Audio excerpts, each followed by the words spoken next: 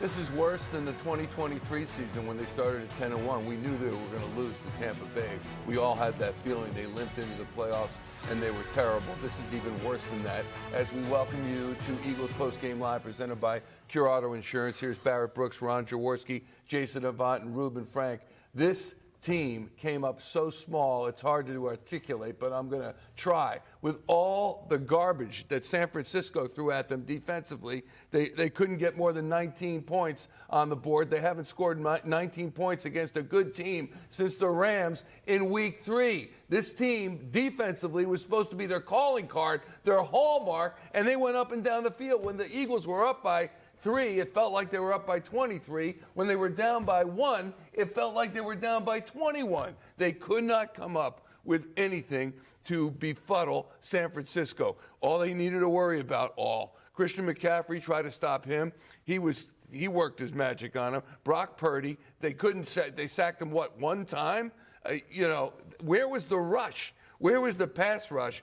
And then the drop balls. Mr. Receiver, I'll let you talk about that. The drop passes, I count 3 by A.J. Brown, 3 drops by A.J. Brown, 1 by Devonta Smith, and all of the errors that the Eagles commit. This is absolutely terrible. It's an embarrassment. Your comment, we're talking about receivers. We'll let you go first.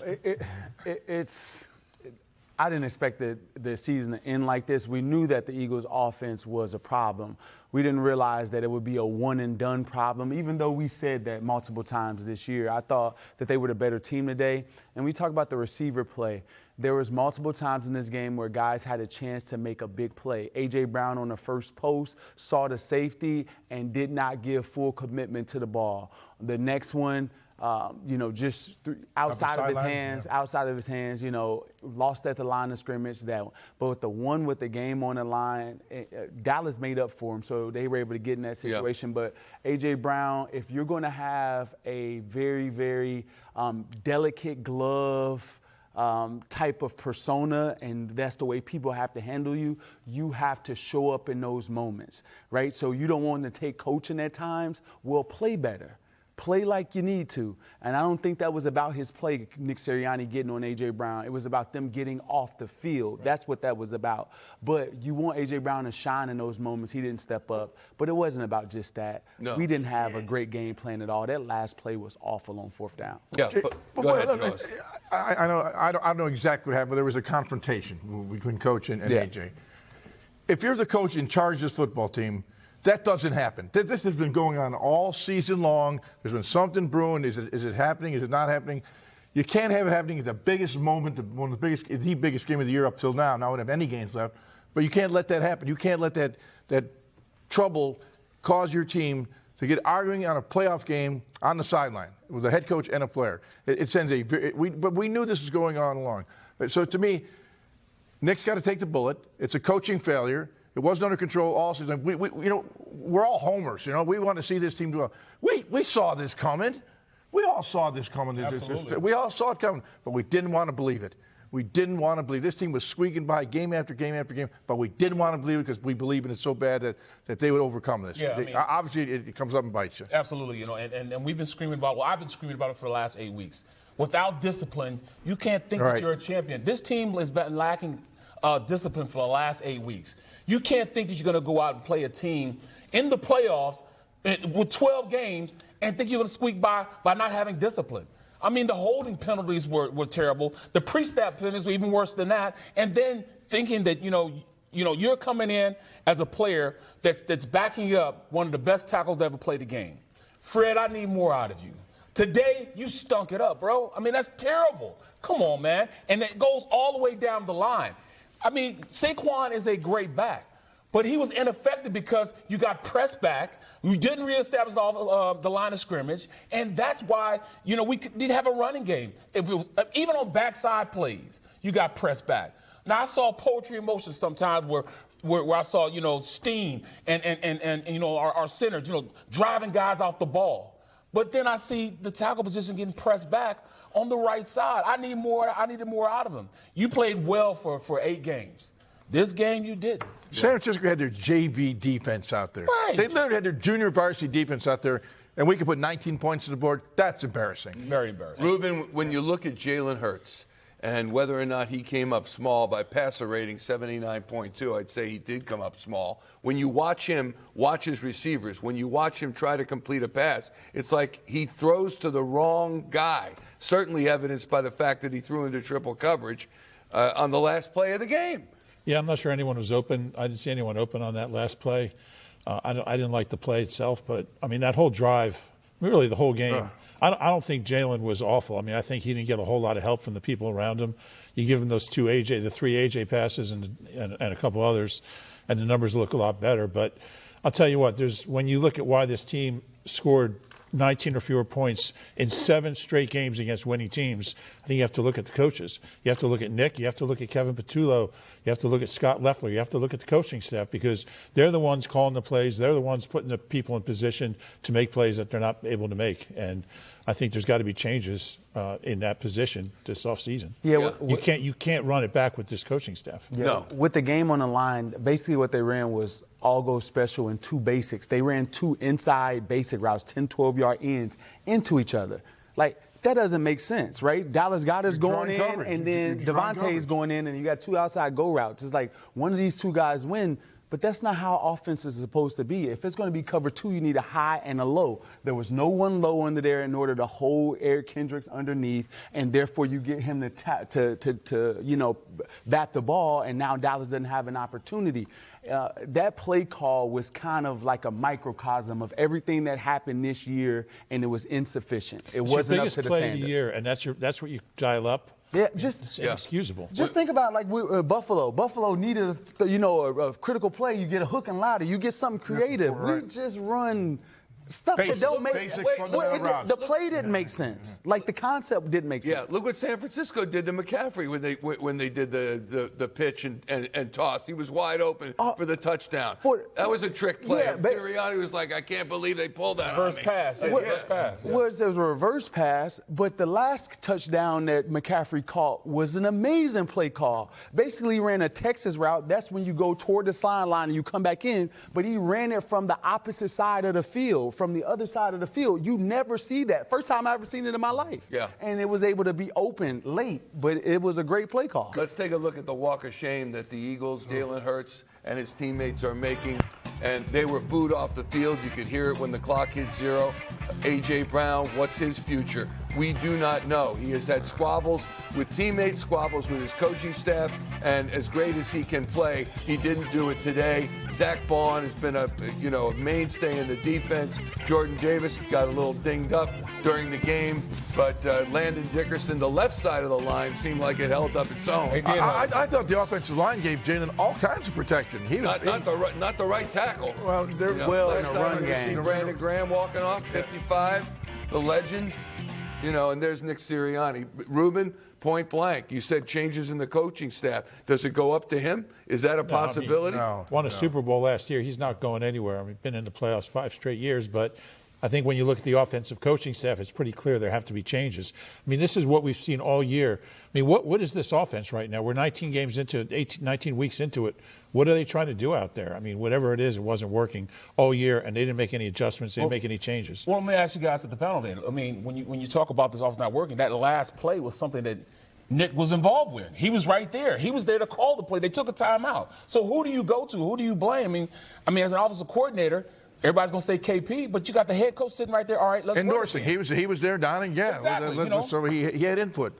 Head coach had input. It didn't work. He has to be responsible for some of that blame. Also, you tell me, Jason, does Kyle Shanahan call that play in a similar situation? Does Andy Reid call that play? No. It's the offensive coordinator? No chance. You know they're going to be in the zone. So you have a play that's going to be okay. If they all-out blitz, it's very unlikely because they haven't proven themselves in coverage, right? So you're going to have some type of zone concept where guys could be working back to you, get past the line of scrimmage, work back down at an angle, that type of thing. We used to call it all-go special double search, where you just find a hole in the zone, but you got to work either in or out, but you give the receiver multiple options. But I want to just make this point.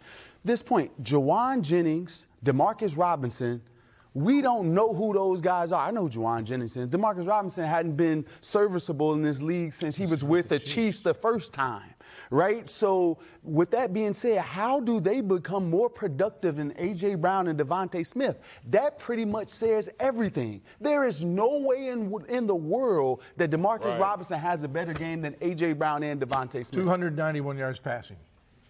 Amazing. From that group. Yeah. Let's go across the street to Lincoln Financial Field. We check in with Ashlyn Sullivan and Dave Zangaro. We saw some shots of the guys leaving the field. Ashlyn and Dave, what did it look like? I'm sure no better, if not worse, coming through the tunnel. Pretty dead quiet from this Eagles group, Michael, and just a couple of steps away at the San Francisco 49ers locker room, chanting "Fly, Eagles, fly," chanting "Send them home," and rightfully so. This 49ers team going forward in the playoffs and the Eagles going home. And it just goes to show, Dave, it's kind of what we feared all season long. The defense gives you every chance to win. They play another great game, and the offense has a chance, a game-winning drive. Did anyone trust that they were going to make it happen? I don't think many people did here. No, I mean, they showed up, and they were exactly who we thought they were based on what they had shown us all year, and it just wasn't good enough. I heard you guys talk about the talent disparity. Yeah, when we're talking about a big talent disparity, when you're the more talented team and you lose a game like that, the only place to point is coaching. And it's something that we knew going into this game that it might be an issue, and it ends up being a huge issue. And you really look at this offense in the second half. They got so many short fields, 2 interceptions, that awful 25-yard punt. They came away with 6 points. I mean, that's just not good enough. I think that we all kind of knew that this offense wasn't going to be good enough. We wondered if there was a switch to flip. No, there wasn't.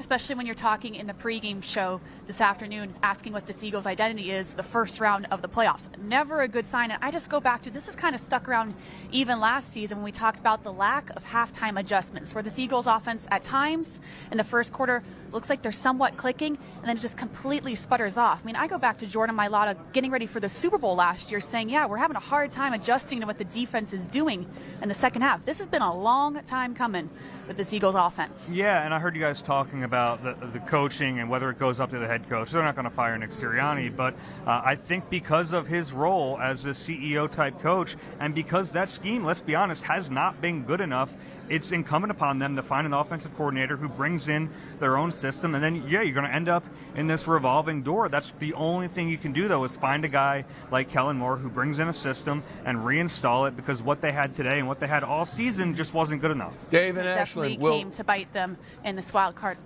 I'm sorry. The situation in which Nick Sirianni found himself after the 2023 season, which was basically, you better do way better than this unless you're gone. Is he now in that situation again? Is that possible? Is that where we find him? It's a good question, Michael, but there's a ring since then. So I think that does change the equation. He's bought himself some rope here, but yeah, it's obviously got to be better. You have a team that's clearly more talented and you lose in the wild card round. That's not good enough. That's the kind of stuff that does cost people jobs. I don't think it goes that high this year, but yeah, changes need to happen. Especially when you talk about execution at this point of the season, the amount of pre-snap penalties, the amount of times that it looked confusing pre-snap, they didn't know what the play call was. A lot of times we point to the players on that, but overall, I think coaching definitely has some say in that as well, Michael. All right. Thanks so much. We'll check you back in the locker room with all the interviews. Not an enviable task going into that locker room on this night after the Eagles bow out. And Jaws, I would disagree with you, at least from my standpoint, with regard to we saw this coming. I just thought that players, and Barrett has been talking about the offensive line all season. We've been talking about Jalen Hurts not running all season. We've been talking about the play calling all season. They rested their darn players. That was so important. Had they played them, maybe they beat Washington, and maybe it was a different situation now. Anyway, we'll never know that answer. Well, we won't know that answer. But I really thought, with all those excuses, I'll call them now, that they would have been able to right the ship, and I thought they would get. And the line said, sorry, I'm quoting the line, 3 points, 3.5, it went to 4, then it went to 6, and I think back to 4 by kickoff. They were the favorites to win the game. Well, what did we say during the pregame show? We said, what reason do we have to believe, after all we saw during the regular season, said it, I mean, we said that. We stood up there and said that all of a sudden they could get this offense going. Yeah. I didn't have any reason to have faith in it. I thought maybe the defense would carry them today and they would win 17-13. They almost did. But I saw no reason for hope all year from this offense. And what we saw today is about what I expected. And the defense deserves some blame, too. Sure. They deserve some blame. 361 yards on 58 plays. 6.2 yards per play. 2 touchdowns in the fourth quarter. You know, this is, like you said, this is an organizational failure, coaching failure. Now, Jeffrey Lurie and Howie Roseman, they take their business very seriously, obviously. They're very good at what they do. There will be a complete evaluation from the top down in this organization before they say or do anything. They'll do it the right way. This is the playoffs. Each game that we've seen thus far, the most aggressive team has won. The team that was willing to put it on the line, the team that was willing to make plays and to go and try to take the game. What did your friend say that made me laugh upstairs? Is that the Eagles have a prevent offense. That made me laugh. A prevent offense. That made me laugh. Let's give somebody that credit. Who was that? Yeah, but that's the truth. It's like people out there not trying to go and win the game, just doing enough to eke by, to squeak one out, to play into the end. No, go and take the game. It's the playoffs. You have to be aggressive. You have to be aggressive in your mindset and your approach. Jalen Hurts scrambles outside of the pocket. Let me look around for a second, throw the ball out of bounds. Why not try to escape in the middle of the field and go and make a play? I look for him to get down more than I look for him to make a play. This is not the Jalen Hurts that we know. No, this is a conservative Jalen Hurts. Just like I talked about Saquon being conservative, he's been playing like this the entire time, and it caught us. Yeah, he was never the +1. Yeah. He hasn't been the +1 the entire year. But, I mean, is that play calling or is that him not doing it? You know, I'm in a close right now because I saw this offense never get started. Just can't get right. For an entire season, you can't get right. So we talked about identity. They never had a good identity. They had an identity that they just weren't good. Yeah. Their identity was try to score 17 points and hope the defense can hold the other team to 16. That's their identity. Exactly. Rely on the defense. The prevent offense, I like that. That's good. Some Bears friends. When I watched Jalen Hurts run for that first down, and then he took the hit that resulted in the 15-yard penalty, I thought, if that is Josh Allen or if that's Brock Purdy or any of the other quarterbacks or Justin Herbert, they would try to – it's the playoffs. Game on the line. Game on the line. Get more yards. You're going to take a hit. Instead, he just sat down. He almost injured himself sliding, for goodness sakes. Then he took the hit. And I thought, that's not the inspired guy we're used to seeing. There is no tomorrow in the playoffs. You lose, you go home, you lay it on the line. It didn't happen. It did not happen. Jalen's clearly frustrated by the play caller, and he's made references to it, subtle references. He talks threw him about under the bus last talks week. about sequencing of plays and that kind of thing. What's that mean? Sequencing of plays means play caller. No, well, you saw 49ers do that. You know, I mean, you run a play. You see Jerron Jennings, he runs across the middle. So then the defense starts running across the middle with him, and they sneak the fullback right out the backside. You know, those are things that set up on the play. We don't do that. And if you're not going to do that, then you got to be a kick-ass offense with offensive line. Just go out there and punish people up front. There's no innovation in that. That's just one guy looking in front and saying, I'm going to whoop your tail. We don't even have that, in our repertoire. So, I mean, we just never could get right on the offensive side of the ball. Quarterback comparison right now presented by Team Toyota. And these are two guys who certainly struggled at various times. Brock Purdy gets the win. He's 18 of 31, 262, and a passer rating of 80.3. Jalen Hurts is a flat-out, I would call that a poor passer rating for a supposed elite quarterback in a playoff situation. 20 of 35, 168. And Purdy, for goodness sakes, has a better rating, and he threw 2 picks, one of them leading only to 3 points. 14 rushing yards for Jalen Hurts, 24 for Brock Purdy. That's our quarterback comparison. And the question is, the disappointment, I think, is the biggest thing. We were all so excited about this, as were Eagles fans everywhere. They're not even that exciting to watch. That's the other thing. Where's the fun in this game? With this talent, how's that even possible? What do you mean the talent? We talked about the talent being great.